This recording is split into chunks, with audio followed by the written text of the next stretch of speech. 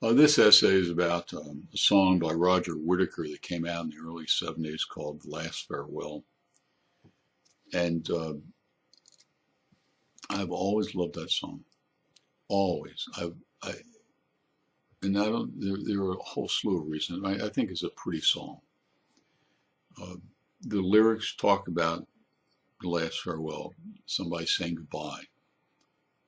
And you could understand that as some guy saying goodbye to his girlfriend, and he has to sail off to some place, and he's never going to come back. And this is his last farewell to his love of his life. Some people think that's the meaning of the song. Some other people think that the meaning of the song is not so much about a person, but of somebody that's leaving England and migrating or immigrating to another country. And that this will be the last time they see merry old England. And, or it could be a combination of both.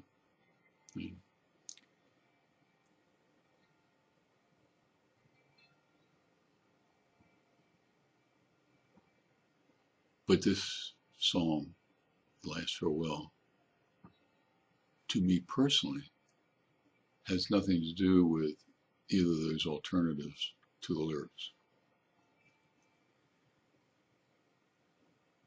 Almost exactly a decade ago, 2008, and in the first 6 months of 2008, I danced with death twice. Falling off a ladder, cracking my head open, having a subdural hematoma or a traumatic brain injury, and then also prostate cancer, and the cancer had gotten outside the prostate, so I had to go through radiation and hormone therapy. Those were my two dances with death.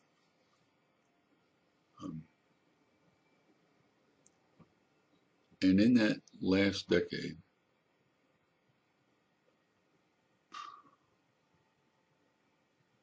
probably close to 60, 70% of that decade, my dancing with death, I was oblivious to. Yeah, I knew was in ICU for 4 weeks and rehab hospital for another 3 weeks, and most of that time I don't remember anything. I knew that I had done, come close to dying, but I didn't realize the change it had made within me. And I had a good friend of mine by the name of Chris, and I were talking one time, and he said, you ought to go see one of his friends, a guy by the name of Mike. And so I drove to Chicago and had dinner with Mike, and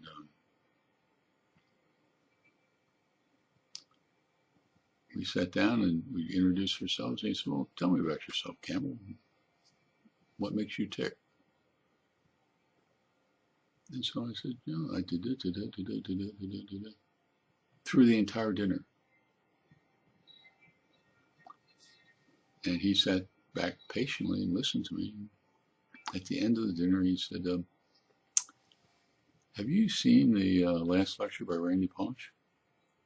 I said, no. And I kept on talking. He says, I'll send it to you. If you go to my webpage, and you're on the webpage now, go to articles in the toolbar at the top, click on it, and then when the index page comes up, look on the right-hand side and scroll down under the column called Critical Issues, and you'll see Randy Pausch giving his last lecture, and click on that. And the video is embedded in that index page introduction.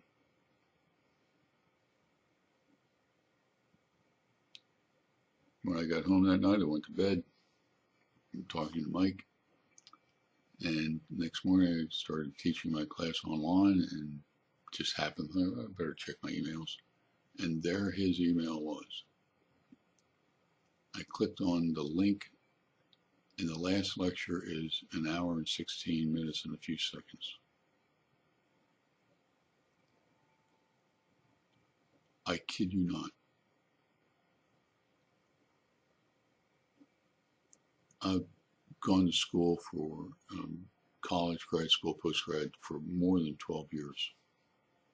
And I've taught for over 20 years. So I've heard a lot of lectures, and I've given a lot of lectures.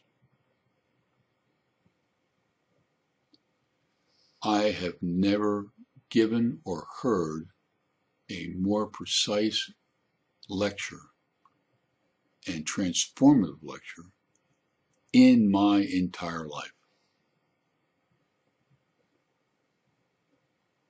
I sat there and thought, holy, now I get it. Now I understand. That's why I do this. That's why I do that. All the pieces of the puzzle of Campbell's life started to come together. It was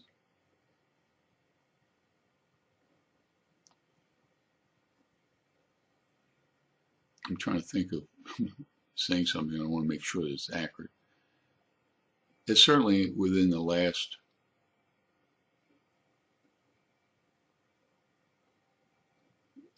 20 years, I can't think of anything that changed my life more than that last lecture and going to Burma, what used to be called Burma, is now called Myanmar, 4 years ago. Those two experiences changed who I was. I'm a different person, and I'm happy with a new person because I understand who I am. I understand why I do certain things and how that affects me.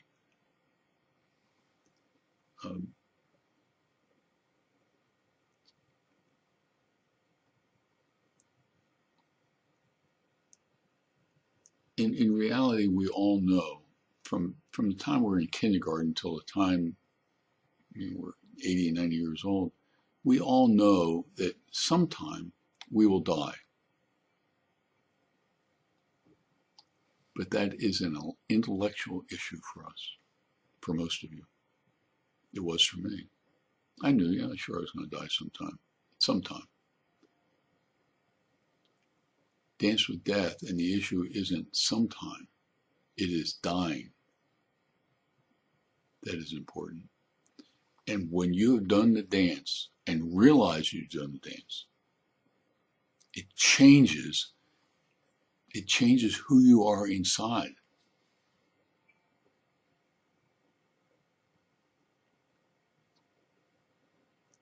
And, to be honest with you, some of you are saying, Campbell, you're just blowing smoke. I'll give you a little test, and it's simply a one-sentence question. You're saying to me, yeah, I know I'm going to die just like everybody else. And I will ask you one simple question. What are you doing differently than you did before you did the dance? And my guess is nothing. You're functioning the same way that you did before you danced to death. Or you think that you even if you haven't done the dance, you think, yeah, I know I'm going to die. You know it up here. You don't know it in your gut because you're not functioning differently. And I'm telling you, watch that last lecture with Randy Posh. And he was functioning differently. He was more alive in that last lecture than a couple thousand people who were watching him. And 6 or 9 months later, he was dead. It changed his life. If I had it in my power, if I had a delete button in my life that I could say, push it, and prostate cancer would have disappeared, and subdural hematoma or traumatic brain injury would have disappeared, I wouldn't touch the delete button.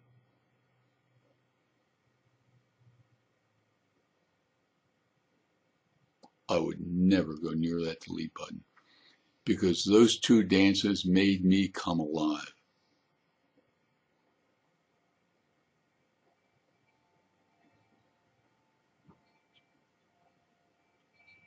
You go to my webpage and go to search in the toolbar at the top and write in, I mean, the people that have done the dance of death.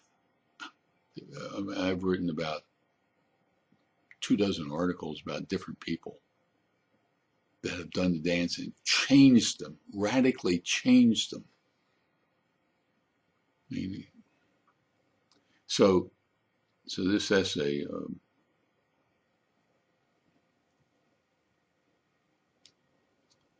some of you will get what I'm saying, and some of you will say, Campbell seems like a nice guy, but I don't buy it. I'm telling you right now, sometime, hopefully, you will do the dance with death and lead death and get off the dance floor, and you'll be fine. And that will change your life. I guarantee you. So in the meantime, dance well. Take care.